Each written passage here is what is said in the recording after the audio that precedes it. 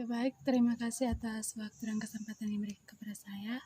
Perkenalkan, nama saya Mestitasi, NIM 1803030120, kelas C semester 6, tugas pendidikan anti korupsi.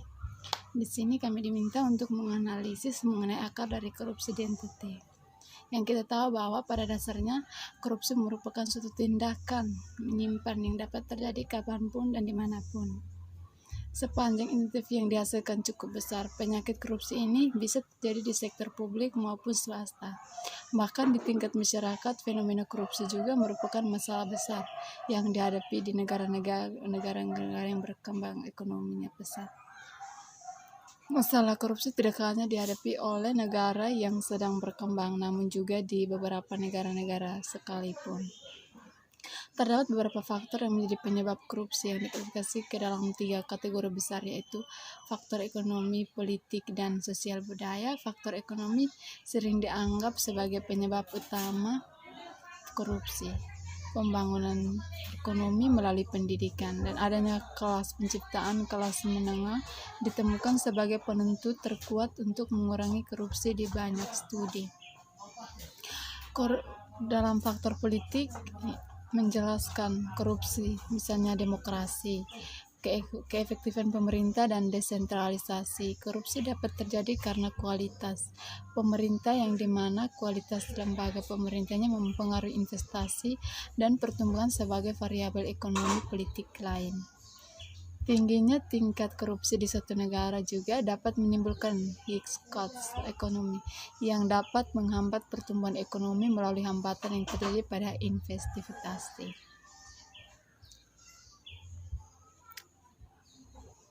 Berdasarkan hasil yang diperoleh dari regresi data panel analisis faktor-faktor yang mempengaruhi korupsi di kawasan Asia Pasifik, dapat ditarik kesimpulan sebagai berikut. Pertama, faktor ekonomi dengan variabel keterbukaan ekonomi dan mempengaruhi negatif dengan tingkat korupsi dan anggaran sektor publik. Positif terhadap tingkat korupsi. Kedua, demokrasi dan stabilitas politik sebagai proksi dari faktor politik. Stabilitas politik memiliki pengaruh yang negatif dan signifikan terhadap tingkat korupsi. Ketiga, faktor sosial. Penelitian ini ditujukan oleh variabel urban population dan kualitas regulasi. Proporsi penduduk perkotaan menunjukkan hubungan yang negatif dan signifikan terhadap tingkat korupsi. Hubungan tersebut bersifat non-linear, tergantung dari seberapa besar proporsi tersebut. Bentuk atau perwujudan utama korupsi menurut Almes dalam Anfik menyebutkan bahwa terdapat 6 karakteristik dasar korupsi, yaitu yang pertama itu suap.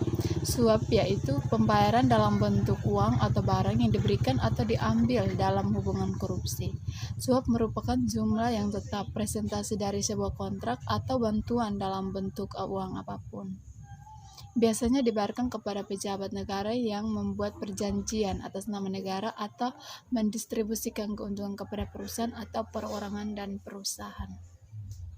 Yang kedua itu penggelapan. Penggelapan adalah pencurian sumber daya oleh pejabat yang diajukan untuk mengelolanya. Yang ketiga, penipuan adalah kejahatan ekonomi yang melibatkan jenis tipu daya. Yang keempat, pemerasan adalah sumber yang diekstrasi dengan menggunakan paksaan, kekerasan, atau ancaman. Pemerasan adalah transaksi yang korupsi di mana uang diekstrasi oleh mereka yang memiliki kekuatan untuk melakukannya.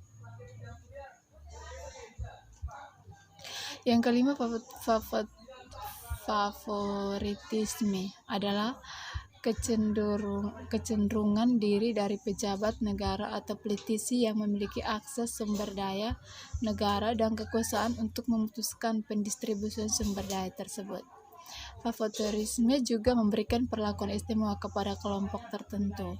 Selain itu, favoritisme juga mengembangkan mekanisme penyalahgunaan kekuasaan secara privatisasi. Yang keenam, nepotisme adalah bentuk khusus dari favoritisme, mengalokasikan kontrak berdasarkan kekerabatan atau persahabatan.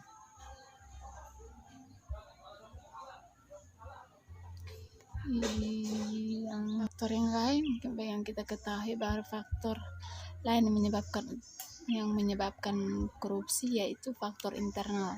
Faktor internal itu merupakan penyebab korupsi datang dari pribadi seseorang.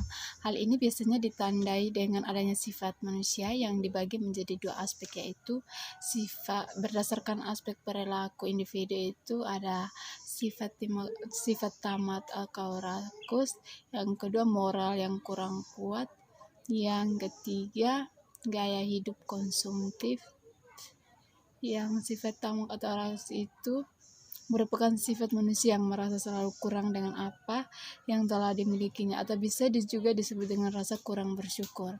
Orang yang tamak memiliki hasrat untuk menambah harta serta kekayaannya yang dilakukan dengan melakukan tindakan yang merugikan orang lain seperti korupsi.